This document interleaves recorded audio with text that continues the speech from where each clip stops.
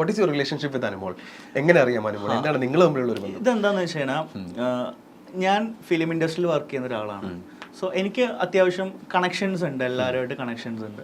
അപ്പം എല്ലാ സീസണിലും നമ്മുടെ ഫ്രണ്ട്സ് പോകുന്നുണ്ടാവാം. അപ്പോൾ ഞാൻ ഇപ്പോൾ എന്നെ അറിയുന്ന ആൾക്കാർക്ക് അറിയാം, ഞാനിപ്പോൾ ഒരു മൂവിയുടെ പുറകിലാണ്. അപ്പോൾ നമ്മൾക്ക് PR എന്ന് പറയുന്നത് ഡെഡിക്കേറ്റഡ് വർക്കാണ്.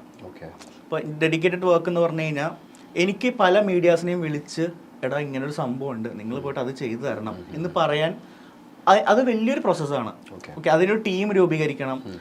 നമുക്ക് മിനിമം ഒരു 25 പേരെങ്കിലും ആ ടീമിൽ വേണം. മനസ്സിലായി? അത് വലിയ പ്രോസസ്സാണ്. അപ്പം അനുമോളെ സംബന്ധിച്ച് അനുമോൾക്ക് PR എന്ന് പറഞ്ഞ ഒരു ഐഡിയ ഉണ്ടായിരുന്നില്ല. പുള്ളിക്കാരി ഒരു ദിവസം ടെക്സ്റ്റ് ചെയ്തിട്ട് പറഞ്ഞ ചേട്ടാ PR വേണം ചേട്ടാ. അപ്പം ഞാൻ പറഞ്ഞു നിനക്കെന്തിനാ PR, നിന്നെ ഓൾറെഡി ആൾക്കാർക്ക് അറിയാലോ. അപ്പോൾ പുള്ളിക്കാരി പറഞ്ഞു അങ്ങനെയല്ല ചേട്ടാ, എല്ലാവരും പറഞ്ഞു PR ഉണ്ടെങ്കിലേ അവിടെ നിൽക്കാൻ പറ്റത്തുള്ളൂ, അല്ലെങ്കിൽ അവിടെ ഫുള്ളി നെഗറ്റീവ് ആയി കളയും. അപ്പോൾ ബേസിക്കലി ഷോൻ്റെ ഒരു പ്രത്യേകത എന്ന് വെച്ച് കഴിഞ്ഞാൽ ഏറ്റവും കൂടുതൽ നെഗറ്റീവ് കണ്ടന്റ്സ് ആണ് ഏറ്റവും കൂടുതൽ ട്രാവൽ ചെയ്യുന്നത്, ആൾക്കാരിലേക്ക് എത്തുന്നത്. അപ്പം ഒരിക്കലും നമ്മൾ ഒരാളെയും പോസിറ്റീവ് ആക്കാൻ ചിലപ്പോൾ ആ ഷോന് ഹെൽപ്പ് ചെയ്യാൻ പറ്റിയെന്ന് വരില്ല.